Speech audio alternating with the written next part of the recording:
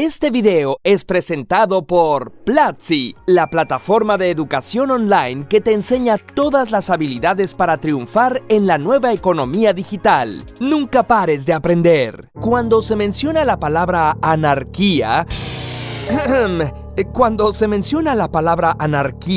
lo primero que pensamos es en caos, inseguridad y desorden. Imaginamos que una sociedad anarquista sería aquella donde impera la ley del más fuerte, pero el anarquismo propone algo completamente diferente. ¿Será cierto que el anarquismo busca el caos? A diferencia de sistemas económicos o políticos como el comunismo o la monarquía, el anarquismo no es un sistema social fijo o una doctrina, sino más bien un punto cardinal, una dirección hacia la que se propone que puede avanzar la sociedad. ¿Qué dirección es esa? Las semillas del anarquismo se pueden encontrar en la era de la Ilustración. En el Discurso sobre la desigualdad, Rousseau critica a las instituciones que permiten a los poderosos imponerse sobre los más débiles. Por su lado, Kant defiende la libertad como condición para adquirir madurez. Para Humboldt, todo trabajo obligatorio que no proviniera del deseo de cada quien es enajenante. Con la libertad como condición, todo campesino y artesano puede elevarse a artista, amará su trabajo, lo mejorará con su creatividad y eso cultivará su intelecto y exaltará su placer. La dirección es la libertad. Las ideas de los ilustrados fueron tomadas, pervertidas, diría Chomsky, para justificar el liberalismo capitalista. La aristocracia no tenía por qué mandar sobre el resto de la sociedad. Debía haber libertad de emprendimiento. Pero hubo quien notó que con el capitalismo las cosas no habían mejorado tanto. Pierre-Joseph Proudhon, uno de los padres del anarquismo, consideraba que, mientras los medios de producción estuvieran en manos privadas, existiría la explotación de los débiles por parte de los fuertes. En su libro La conquista del pan, Piotr Kropotkin expone cómo el capitalismo prospera gracias a la pobreza y le conviene que siga existiendo. Piensa en dos personas prácticamente iguales, pero una de ellas heredó tierras y la otra no. El dueño de las tierras puede darle trabajo al otro, que no tendrá más opción que aceptar o morir de hambre. El dueño le paga lo suficiente al trabajador para que siga viviendo y trabajando, pero vende el producto de las tierras y del trabajo del otro, lo cual le permite acumular capital y adquirir más tierras. La desigualdad es cada vez mayor y el poder de unos sobre los otros crecerá.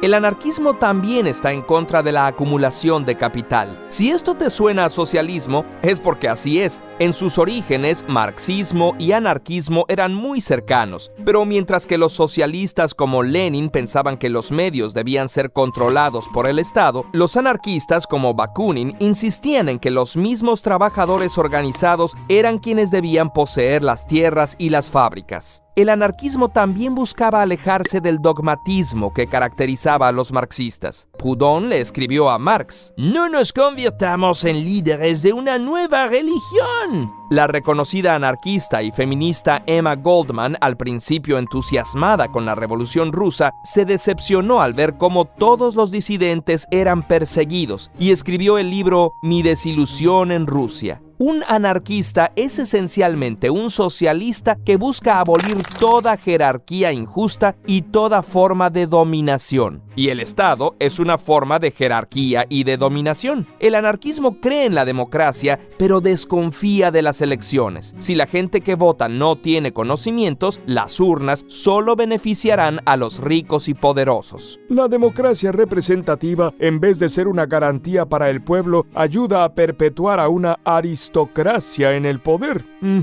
El anarquismo, entonces, no pugna por el desorden, sino, como decía el ruso Volin, por un orden que no sea impuesto por la fuerza desde arriba, sino acordado libremente, socialmente y desde abajo. Los trabajadores no deberían someterse al Estado, sino ser el Estado mismo. Entonces, si el anarquismo sostiene ideales de libertad, equidad, cooperación y justicia, ¿Por qué no ha prosperado? Hay varios motivos. Uno es que sus ideas son consideradas demasiado radicales, tanto por capitalistas como por socialistas. El anarquismo busca desmantelar toda jerarquía impuesta. No se salvan ni siquiera aquellas que los liberales consideran benéficas. Por ejemplo, cosas que vemos muy normales como el trabajo asalariado son consideradas como esclavitud del salario por el anarquismo. A través de instrumentos como la deuda se está forzando a la gente a trabajar. Otro cuestionamiento que se le hace al anarquismo es su preferencia por la acción directa. Como crear un partido político y ocupar puestos de poder sería contradictorio para los anarquistas, estos buscan actuar desde fuera de la institucionalidad.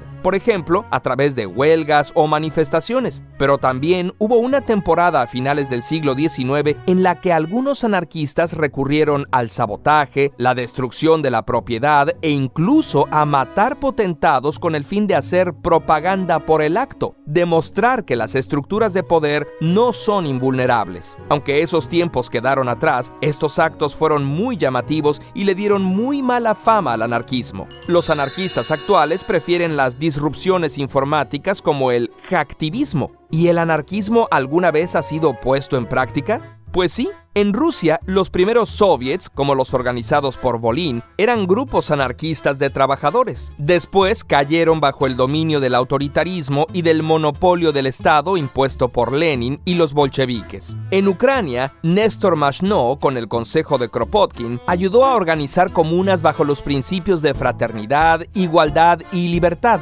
Formó un ejército guerrillero de voluntarios que resistió a la invasión austríaca alemana y después enfrentó a la misma Unión Soviética, resistiendo por muchos años. En Italia, inspirados por las ideas de Enrico Malatesta y de Antonio Gramsci, grupos de trabajadores tomaron el control de las fábricas hasta inicios de los años 20. En España, basándose en un comunalismo rural, en los años 20 se formaron comunidades donde no existía el dinero. La renta, la electricidad y el auxilio médico eran gratuitos y la sociedad ya no se dividía entre trabajadores manuales e intelectuales. Todos trabajaban y dedicaban tiempo a la educación y las artes. Incluso la producción aumentó, aunque para 1938 cayeron ante los embates tanto de los fascistas como de los comunistas. Emma Goldman escribió que su legado perdura al demostrar que es posible la colectivización de la tierra y de la industria. En México, los hermanos Ricardo y Enrique Flores Magón, anarquistas, escribieron el periódico Regeneración, que inspiró el surgimiento de la Revolución Mexicana.